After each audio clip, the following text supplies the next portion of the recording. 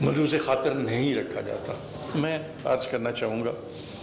کہ جو لوگ ہمارے بھائی اپنا پریس گیلری میں بیٹھے ہوتے ہیں ان کو اس بات کا علم ہے کہ اگر ہم کوئی لیجسلیشن جو کرتے ہیں قواعد و ضوابط کے مطابق کرتے ہیں، اور اگر کہیں ہمیں رول سے جو ہے ریلیکسیشن لے کر کرنی ہو تو اس کے لیے پہلے ہم باقاعدہ اسپیکر صاحب سے اس کی اجازت طلب کرتے ہیں۔ اب اجازت اگر دینے کا قانون نے اختیار اسپیکر صاحب کو دیا ہوا ہے تو ہم پہلے یہ کہتے ہیں کہ ہم انڈر رول سچ اسپیکر صاحب سے اجازت مانگتے ہیں، وہ ہمیں اجازت دیں تاکہ ہم اپنی لیجسلیشن کو لے کر آ سکیں۔ اسپیکر صاحب کو جو اختیارات رولز آف پروسیجر کے تحت تجویز کیے گئے ہیں اسی کے تحت اجازت دیتے ہیں، پھر ہم بزنس کو لے کر آتے ہیں۔ اور میں سمجھتا ہوں کہ یہ ایک سارا وہ قانونی طریقہ کار ہے جس کو اپنایا جاتا ہے۔ تو جب اس قانونی طریقہ کار کو اپنایا جا رہا ہو تو پھر اس کو غیر قانونی کہنا کسی طور پر مناسب نہیں، بلکہ میں سمجھتا ہوں کہ اس سے نہ صرف اس اسمبلی کا استحقاق مجروح ہوتا ہے، بلکہ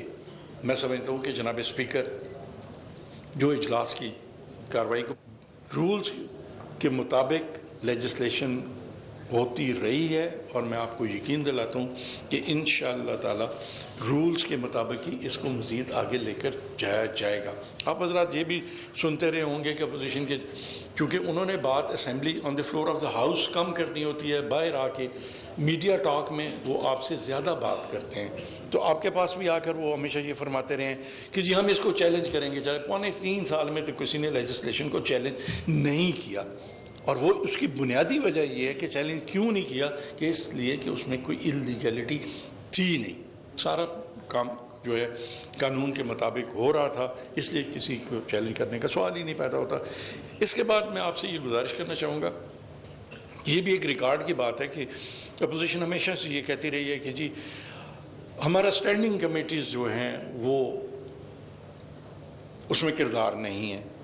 میں آپ کی خدمت میں عرض کرنا چاہتا ہوں کہ میں اس بات کو تسلیم کرتا ہوں کہ ایک اسٹینڈنگ کمیٹی ایسی ہے کہ جو ابھی تک ہماری کنسٹیٹیوٹ نہیں ہو سکی، اور وہ ہے پبلک اکاؤنٹس کمیٹی نمبر 1، اور اسی کو بنیاد بنا کر اپوزیشن جو ہے وہ صرف میڈیا کی حد تک، میں اس بات کو دہرانا چاہتا ہوں کہ صرف میڈیا کے حد تک اپنا یہ موقف آگے لے کر چلتی ہے کہ جی ہم نے کمیٹیز کا بائیکاٹ کیا ہوا ہے۔ قطعی طور پر کمیٹیز کا بائیکاٹ نہیں کیا ہوا۔ اسمبلی کا ریکارڈ اس بات کا شاہد ہے کہ تمام سب اسٹینڈنگ کمیٹیز جو ہیں ہماری ہیں ان میں آتے ہیں، حاضری لگا کر چلے جاتے ہیں، اور اپنے چیمبر میں جا کے کہتے ہیں جی ہم نے بائیکاٹ کیا ہوا ہے۔ قطعی طور پر ایسی بات نہیں ہے، باقاعدہ وہ کنٹریبیوٹ کرتے ہیں، باقاعدہ ان کے لوگ آتے ہیں، ان کی حاضری لگتی ہے، ان کو باقاعدہ جو قانون کے تحت جو آنرینریم وغیرہ ہے کمیٹیز کا وہ ملتا ہے سارا، اور وہ لیتے ہیں۔ میں سمجھتا ہوں کہ یہ ان کا یہ استدلال کہ کمیٹیز کا بائیک آؤٹ کیا ہوا ہے قطعی طور پر نہیں کیا ہوا۔ ہمارے رولز آف پروسیجر اور ٹریڈیشنز کے مطابق ہم نے اسٹینڈنگ کمیٹیز جو ہیں ان کا ایک تقسیم کا طریقہ کار طے کیا ہوا ہے کہ اتنے پرسنٹ ٹریجری سے ہوں گی کمیٹیز، اتنے پرسنٹ جو ہیں وہ اپوزیشن سے ہوں گی۔ یہی طریقہ کار سینٹ میں بھی ہے، یہی طریقہ کار نیشنل اسمبلی میں بھی ہے، باقی صوبائی اسمبلیوں میں بھی ہے۔ کچھ جو ہم نے کمیٹیز انہیں اس شیئر کے مطابق دی تھیں، کچھ میں سے ان کا تعین انہوں نے اپنے چیئرمین کا تعین کر دیا اور کچھ کا نہیں کیا۔ میں آج آپ کے توسط سے ان سے ریکویسٹ کرنا چاہوں گا کہ بجائے اس کے کہ آپ ایک انڈر ہینڈ طریقے سے کمیٹیز میں کام بھی کرتے رہیں اور پبلکلی یہ کہتے رہیں کہ ہم کام نہیں کر رہے ہیں، اس رویے کو ترک کریں اور آئیں۔ جس طرح اسمبلی میں ہم آپ سے اس بات کی توقع کرتے ہیں کہ آپ اپنا بھرپور جو آئینی کردار ہے آپ کا وہ ادا کریں، اسی طرح میں آپ سے ریکویسٹ کروں گا کہ آئیں اور کمیٹیز میں بھی اپنا کردار جو ہے ادا کریں تاکہ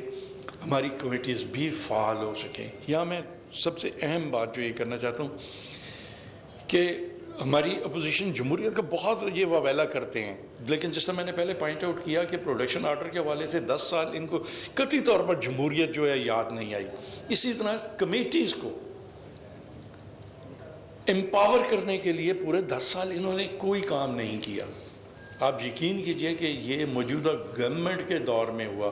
موجودہ اسپیکر چودھری پرویز الہی کے دور میں ہوا کہ ہم نے کمیٹیز کو امپاور کیا، ہم نے کمیٹیز کی پارس کا تعین جو ہے وہ ایٹ پار کیا ود نیشنل اسمبلی کمیٹیز،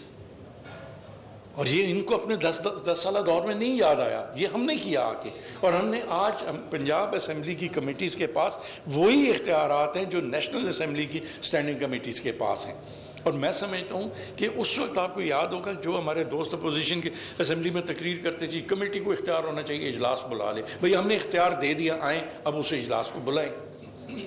ہم نے تو پورا اختیارات دے دیے۔ اب اختیارات دینے کے بعد کم از کم بطور لا منسٹر میں یا گورنمنٹ یہ نہیں کر سکتی کہ ہر کمیٹی کو بھی ہم ڈائریکٹ کریں کہ آپ اب اس طریقے سے کام کریں، نہیں، ہم اعتماد کرتے ہیں ہمارے لیجسلیٹرز جو ہیں ان کی صلاحیتوں پر، ان کی قابلیت پر، اور ان سے میں ریکویسٹ کروں گا کہ نئے قوانین کے تحت جس طرح ہم نے فنکشنل بنانے کا، امپاور کرنے کا کمیٹیز کو فیصلہ کیا ہے، آپ اس سے بھرپور فائدہ اٹھائے اور گورنمنٹ کو اپنی کمیٹیز کے ذریعے آپ سجیشن دے سکتے ہیں، گورنمنٹ کو گائیڈ کر سکتے ہیں، تو وہ آپ کریں۔ میں یہاں پر میں سمجھتا ہوں، یہ ضروری سمجھتا ہوں کہ یہ عرض کروں کہ جہاں گورنمنٹ کا، چیف منسٹر پنجاب عثمان بزدار صاحب کا یہ خیال تھا کہ انہوں نے بھرپور کوشش ہمیشہ کی، اور انشاءاللہ تعالی آئندہ بھی ان کی یہ کوشش جاری رہے گی کہ ہم کوئی کام جو ہے وداؤٹ لیگل کور نہ کریں، لیگل کور کو ہم نے دبے ملحوظ خاطر رکھنا ہے۔ سو اس کے لیے میں جہاں چیف منسٹر صاحب کی اس سوچ کو خراج تحسین پیش کرتا ہوں، وہاں میں اسپیکر پنجاب اسمبلی جناب چودھری پرویز الہی صاحب کی خدمات کا بھی اعتراف کرتا ہوں، اور ان کو خراج تحسین بھی پیش کرتا ہوں کہ انہوں نے کسی بھی مرحلے پر کبھی بھی اسمبلی کی کارروائی کو تعطل کا شکار نہیں ہونے دیا۔ اس اسمبلی کی کارروائی چلتی رہی، اس میں تواتر رہا، اور اس صوبے کے عوام نے دیکھا یہاں پہ لیجسلیشن بھی ہوئی، یہاں پر اہم ایشوز پر بات بھی ہوئی، یہاں پر وہ کام ہوئے کہ جو میں سمجھتا ہوں ایک طویل عرصے سے ہماری اپوزیشن بھی یہ کہتی ہے کہ یہ جمہوریت کا حسن ہوتا ہے کہ اسمبلی میں کمیٹیز جو ہیں ان کو اختیار دیا جائے، رولز آف پروسیجر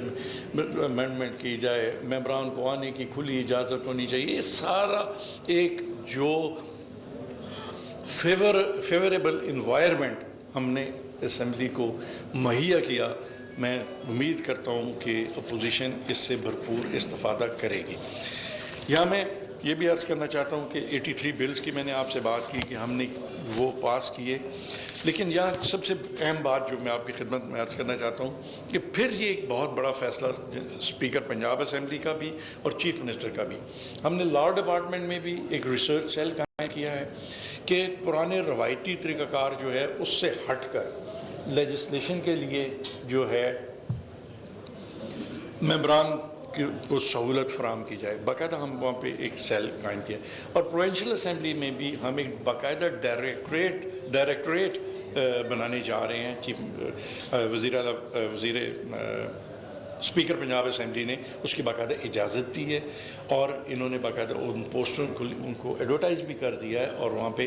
نئے ہمارے جو ویژن رکھنے والے لائرز ہیں ان کے لیے کمپٹیشن کے ذریعے وہ آئیں گے اور ان کی خدمات سے استفادہ کیا جائے گا۔ باقاعدہ ریسرچ ونگ اسمبلی میں بن رہا ہے، اگر کوئی ممبر پرائیویٹ ممبر کے طور پر بل لے کے آنا چاہتا ہے تو وہ اس ریسرچ سیل میں جائے، ہمارے ڈائریکٹرز وہاں پہ بیٹھے ہوں گے، ان کو کہے کہ یہ ہم مجھے ریسرچ کر کے بتائیں کہ دنیا میں اس فیلڈ میں کیا ہو رہا ہے، تو ان کو باقاعدہ اسسٹ کیا جائے گا۔ میں سمجھتا ہوں کہ لیجسلیٹو بزنس کو ایسے طریقے سے آگے بڑھانے کے لیے ہمارے یہ دو ڈائریکٹریٹ، ایک لاء ڈپارٹمنٹ میں اور ایک پروونشل اسمبلی میں بڑا اہم کردار ادا کریں گے، اور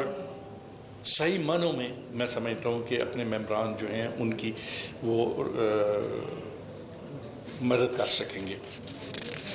میں یہاں یہ بھی عرض کرنا چاہتا ہوں کہ ہمارے سارے دوست جو اسمبلی کو کور کرتے ہیں انہیں معلوم ہے